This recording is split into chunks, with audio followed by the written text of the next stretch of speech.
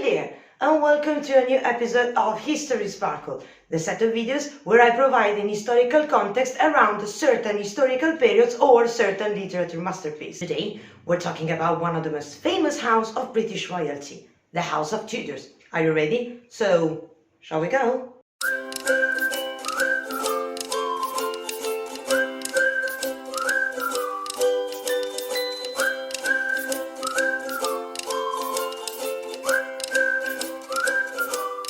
The word Tudor probably triggers three thoughts in your brain. 1. Henry VIII.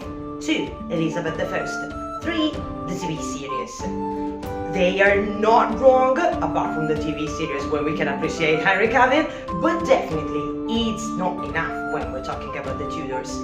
The House of Tudor is an English royalty dynasty of Welsh origins which gave 5 sovereigns to England. The dynastic fortune was built by Owen Tudor, a Welsh adventurer who fought on the Lancastrian side of the War of the Roses under the service of King Henry V and King Henry VI. Owen was beheaded in 1461, but before that he had managed to marry Henry V's widow, Catherine of Valois. Owen Tudor and Catherine of Valois had a son, Edmund, who was created Earl of Richmond and married Margaret Beaufort.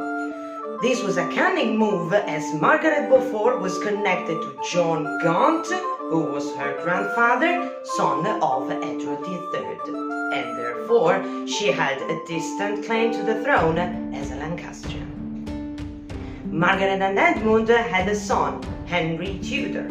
Henry led an invasion against King Richard III and won. This made him king with the name of Henry VII.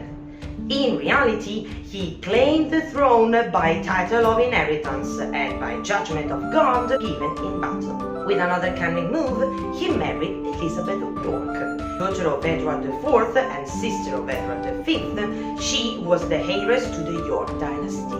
The Tudor were the union which represented the red rose on the Lancastrian superimposed upon the white rose with the House of the York. Henry VII and Elizabeth of York had a son in 1491 who became king in 1509 as Henry VIII.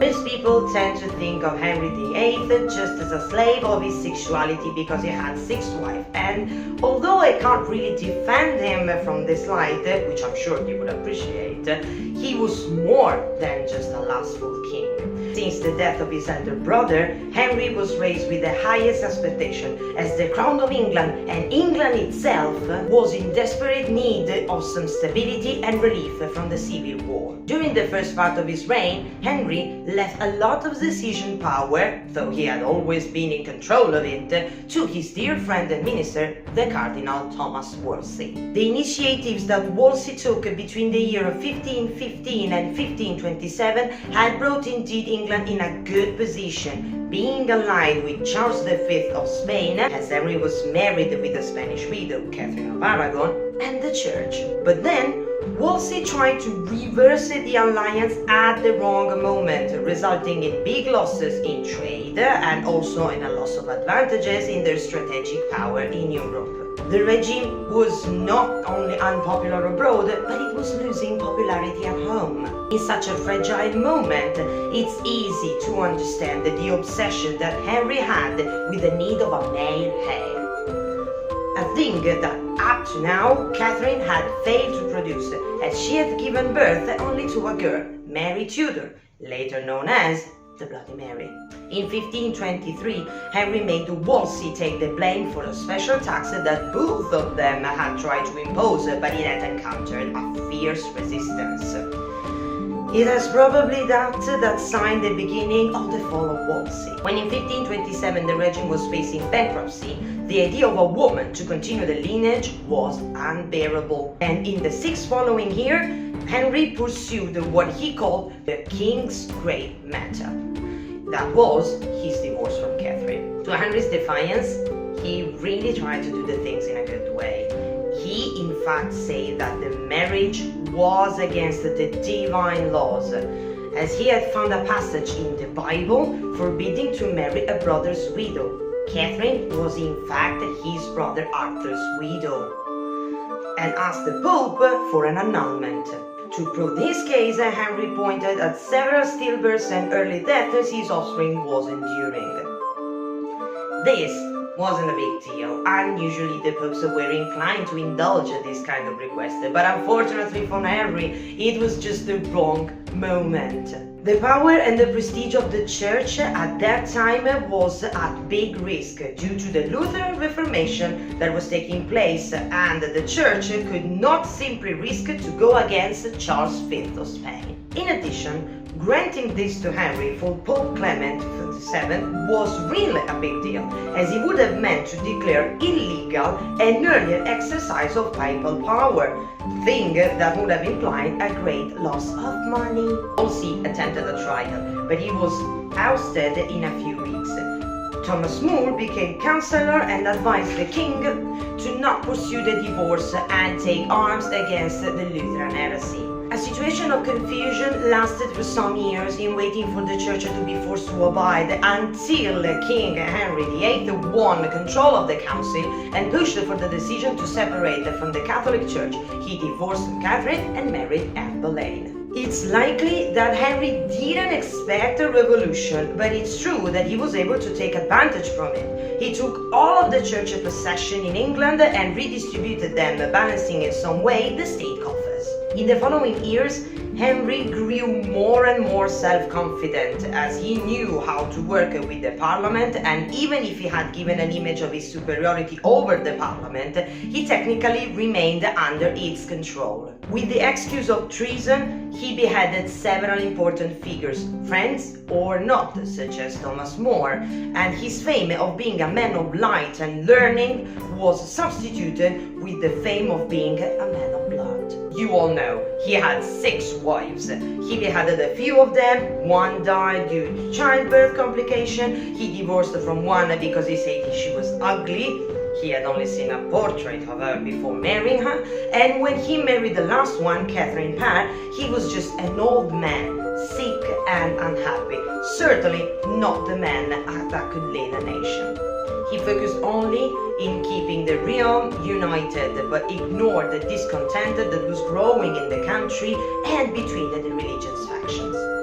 And when his death came in 1547, he left the government in a very delicate situation, as Mary, Elizabeth and Edward, who was just a boy, were all alive, but he didn't make the proper arrangement for the rule of a boy king. Edward VI, son of Henry VIII and Jane Seymour, his third wife, succeeded to the throne. He was only 9.